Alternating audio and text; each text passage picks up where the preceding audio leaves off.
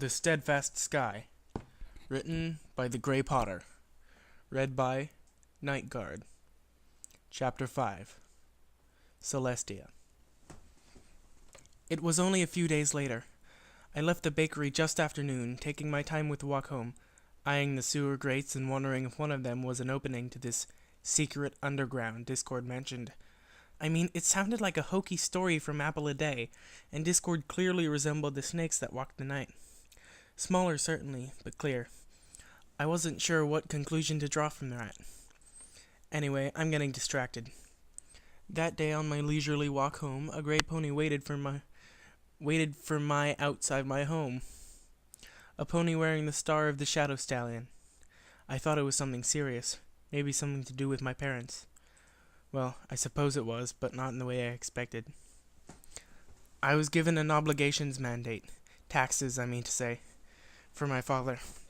It wasn't totally unexpected, but as I opened the letter, I noticed a clear mistake. It asked for far too many bits. It must have been figuring the land taxes, certainly beyond my means, but it was under control. I knew exactly what had to be done. I tucked the letter into the saddlebags, deciding to resolve it tomorrow. That night, I was finally able to encourage Discord and Luna to play downstairs. Letting them vanish upstairs out of my sight, it worried me. I wondered to myself, wasn't Discord too old for this kind of thing? Of course, the important question was still, what is he? But one thing at a time. So now the foyer had become the playpen, and since I was there, they both insisted on my audience. I saw no reason not to. Luna played the role of a warrior princess, and Discord controlled her army of teddy bears and ragdoll ponies. He'd pose them one at a time, but each one he left held its posture, no matter how bizarre. How do you do that? I asked halfway through their show.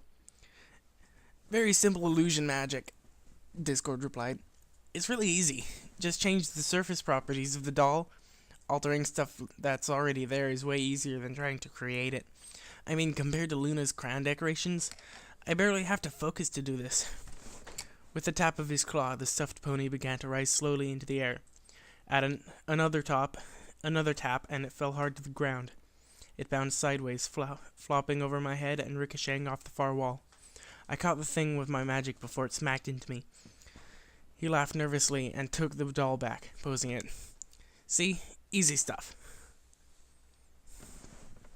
I wanted to get this tax business out of the way as soon as possible. No dilly-dallying around. No turning into a weight on my mind. I had enough on my plate already. After work, I headed straight to Uncle Solos's mansion on the opposite side of town. It would be quite a trip to get back home before dark, but I felt I could manage. His home was large, probably had the same amount of square footage as our mansion. However, the house was built into one of the walls, and because of that, had more space vertically than horizontally. I walked confidently up to the entrance and tapped the door knocker loudly, yet not too loudly as that would indicate an air of urgency I did not have.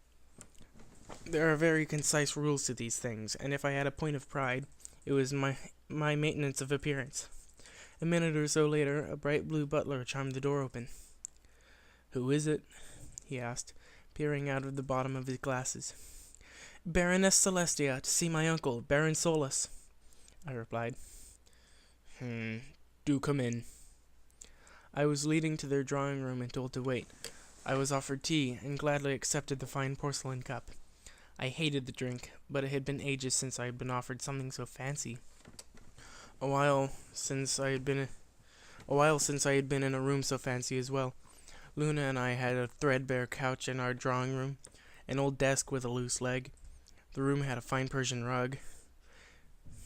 This room had a fine Persian rug, 2 cushy couches, and a fine rosewood table with lacy tablecloth.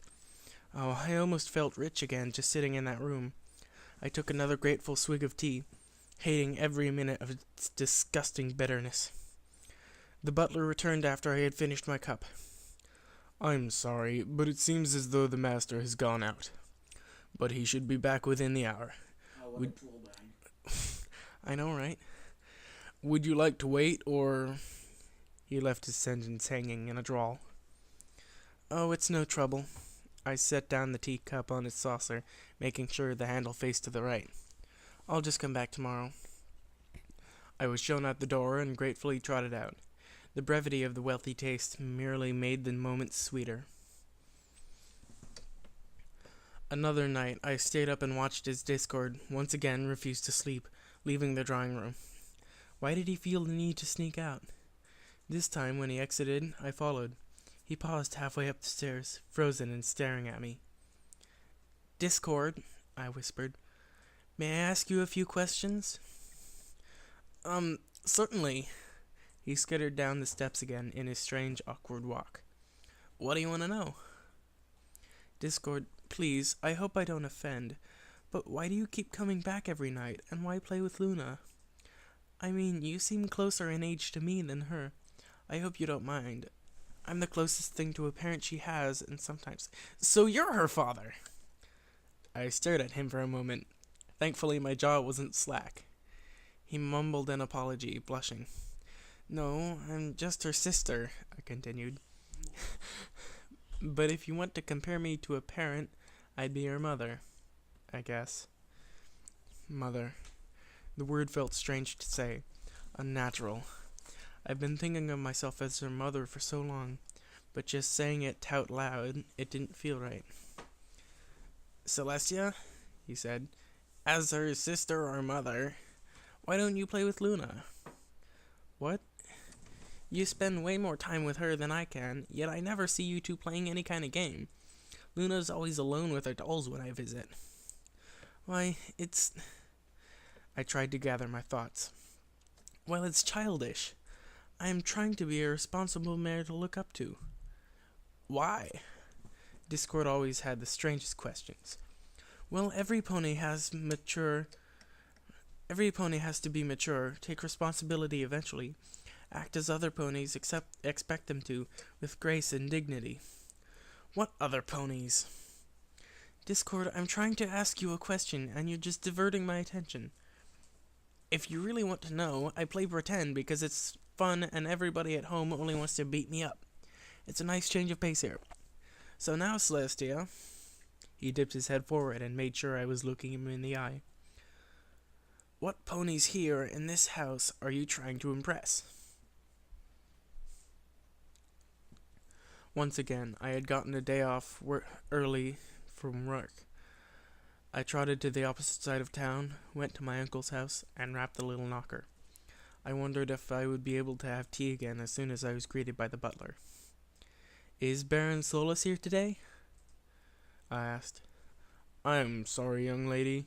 He's usually out of the home around this time. Well, I guess I can just leave a message this time. I floated the unsealed mandate to the butler, already missing the horrible tea. Can you see that Baron Solus gets this? Since he is the manager of my family's holdings, this is something he should be taking care of. It was addressed to me by mistake. Of course. I will get it to him, mistress. The butler replied plainly. Thank you. With a small curtsy, I took my leave. This should settle the matter for another year. Ah ha ha ha! Luna shouted from on top of her box, sheet wrapped around her like a cloak. I am the Fright White! Fear my flowy white cloak and tremble! Discord crouched low among a dozen weeping dolls. Squeaking random pleads in a high-pitched voice, he shoved a patched pony to the front with his snout, where it fell limp. His paw shot forward, and he carefully posed its arms above his face. I'm so afraid. Please, I'm just a simple rock farmer. If I give you a rock, will you leave me alone? No! Luna screamed. No. Shouting, Luna! I snapped and startled. Celestia, I'm the Fright White, not no shouting McGee. Wait, when were you ever... I interrupted Discord. Promise to use your indoor voice while enacting this facade, Luna. Oh no, she's pulling out the big words. We're doomed. Oh, hush, Discord. Now, Luna. Luna pouted, flicking her mane back under her hood. The Fright White will use her indoor voice, she mumbled. Good. Now, I hovered my makeshift paper bag sword in front of me, posing from under my quilt coat. Fright White, you can no longer oppress these poor ponies. Surrender or I shall have to bap you on the head. Never! Luna giggled. I gently patted Luna's head with the makeshift sword. Bap, I declared. Nope, not good enough. Whap, kabap. Silly pony, I am far stronger than your silly sword. No, we're doomed, Discord squeaked among the dolls. Oh, well, then I suppose I'll have to bring out my secret weapon. Gasp! Discord gasped. The elements of harmony! With great care, years of practice, I poked Luna in the side. Zap! She giggled again. It was working. What? The elements of... Wait! No! Zap! Zap! Zap! Luna collapsed laughing as I tickled her into submission. I laughed along with her, caught up in the heat of the moment. Discord piped up. Hooray! The evil mare has been defeated! The Elements of Harmony was my favorite storybook when I was little, I explained. We were all bedded in the drawing room, both Luna and Discord tucked under their blankets and held in rapt attention. I lost it several years ago. I probably dropped it on the street on my way home from school, but I don't really know. So what's the story? Discord asked. Luna, even though I had told her this story several times, didn't object. I worked up my best mysterious voice with several careful ahems. No one knows where the elements came from, I began. They represented the will of Equestria, or did in the story. As long as the 6 bearers of the elements worked in harmony, Equestria would know peace eternal. The story talked about the 6 friends, all unicorns with wings, who ruled with love over every creature in their domain. Though, I laughed, about halfway through it stops telling the main story and focuses more on little parables about friendship. Can you tell us one, pretty please? Luna asked, excited. I mostly looked at the pictures at that point, but I guess I could try. The Shadow Stallion is a unicorn with wings, an alicorn. Discord looked at his hands, thinking. Ignoring both Luna and I, the fact that the mood of the room just dropped 20 degrees. He was in silence for far too long, especially after a statement like that. I don't know. I've never seen him. I spoke up. Does he often visit the Draconequus underground?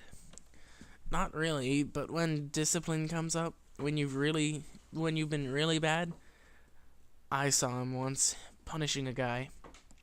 He was a really tall pony with a horn and wings. Ruin called him an alicorn. He glanced up at us. I was just... Maybe the element guys came from the same place? It's just a story. Alicorns aren't... I didn't think alicorns were actually real. Or the elements. I looked at the thick curtains, finding no other comfortable place to look. Let me just tell a few of the parables, alright? Weeks later, I found myself at my uncle's door once more, actively trying to control my posture and poise. Another knock this time, politely urgent, and the butler arrived once more.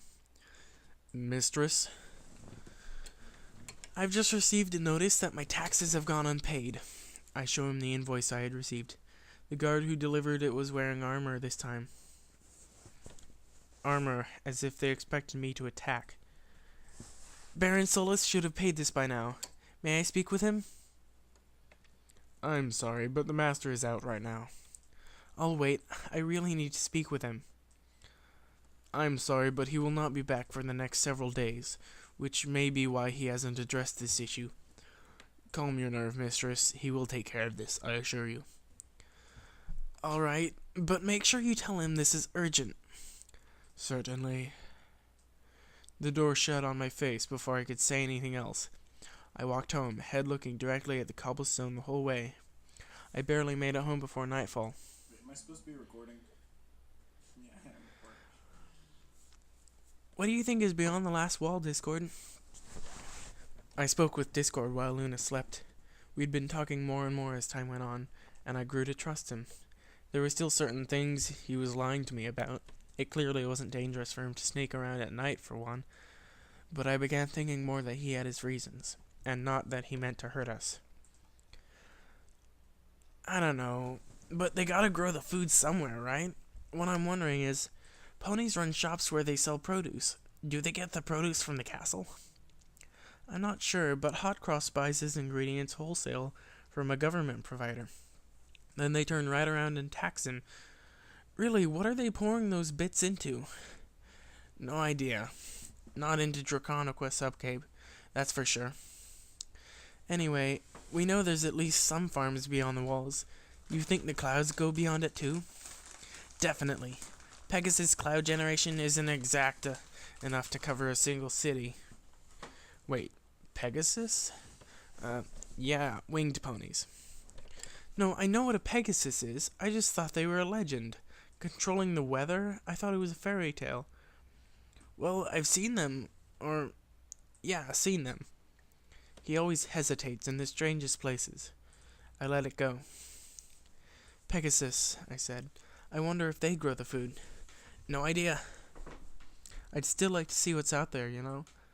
I guess I would too. Do you think we could just leave? I don't know, they don't make it easy if we could. Why this all of a sudden anyway?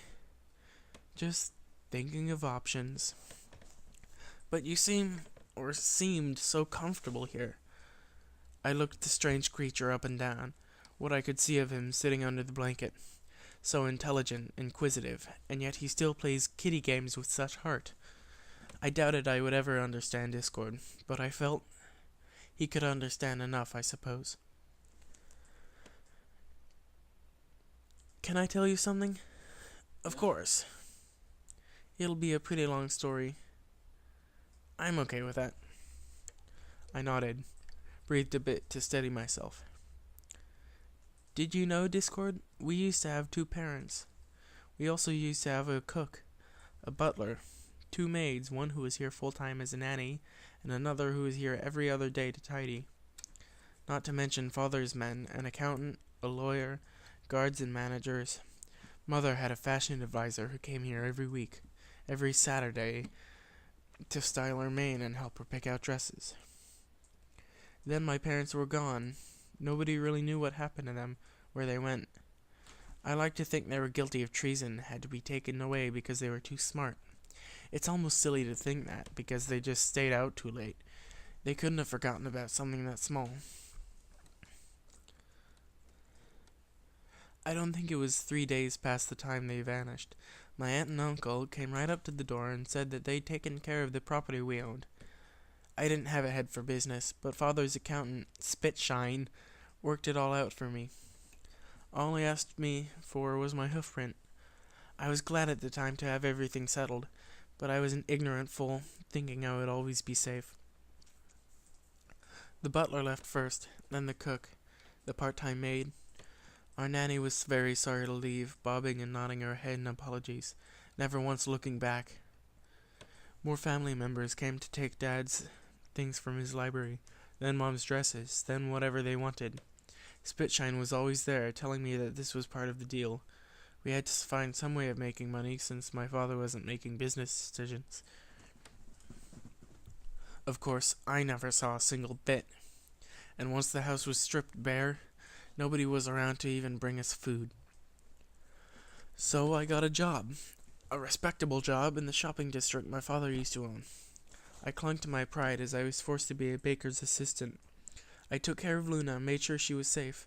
She was happy. Everything was fine for her. She couldn't remember what life was like before, but I remembered. And I played it brave. I took charge. I didn't even understand any of those words. Freaking Descartes. I took charge. I was in control of my life. And I was keeping Luna and myself off the streets, out of the shadows that took my parents. But now, I pawed my pillow. Pawed? Wait. Hooved. I hooved my pillow. They... After all that I've tried to do, Luna and I might be kicked out anyway. This is our house. We own it. But if my aunt and uncle don't speak up, claim these taxes... Darn it. I guess with all this, I feel like I've really got to look at my options, you know? He looked at me for a minute, head in his arms. Perhaps he thought I had more to say, or was working out what he wanted to say himself. Finally, he spoke up. You know what, Celestia? We both really hate it here. I'm sorry if I just realized that, but you and Luna, you both seemed so happy. I think you do make this home a warm and fun place for her. But this city, this fortress... It's not good. It's not a nice place for anyone. I guess I'm kind of surprised I didn't hear about your problems sooner. I just didn't trust you enough. No, that's not what I mean. If anything, the first place I should have heard this from would be Luna. She tends to be pretty straightforward with this kind of stuff. I'm so confused. She tends to be pretty straightforward with this kind of stuff. He silently looked at me from his pillow. Luna doesn't know, does she? I'm the adult, the mayor here. I can't push this burden on Luna. With a great thwomp of blankets, Luna shot up to her feet, holding herself tall and staring at me. Well, I heard it anyway, big sis, she declared loudly. Luna, what are you doing awake? Listening in? Well, that was certainly blunt. Well, yes, I get that. But Luna... But Celestia! Do you think I don't get it when you're sad and lonely? I stared back at her solidly set face. I had no response. I'm not that dumb, Celestia. I knew that stuff wasn't okay. But I don't want you to be so sad about it, because I'm not. That worries me, actually. Don't be a worry face, sis. I felt a shift in the blankets, and suddenly Luna was pressing up against my side, hugging me with her neck. We're both here for you, and for each other, too. Me three? Discord chuckled, and sat on the other side of me. Not touching, but close. I could have seen a hint of smile on his face through the darkness. I haven't known you guys for as long as you've known each other, but to me, you're both better than... Put it closer! Better than family. You're my friends, and I want to help any way I can. Let's figure out a way out of the city. Or save the house or something, alright? Yeah! Luna cheered into my ear. I lifted my front legs and hugged them both close to me. Luna was comfortable, small and warm. The sister I had held for years. She nuzzled my face happily. Discord was strange to hug, almost recoiled from my touch.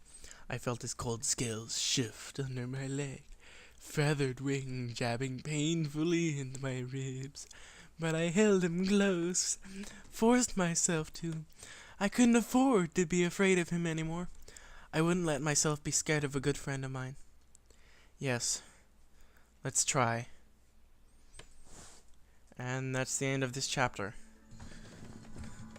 See ya later.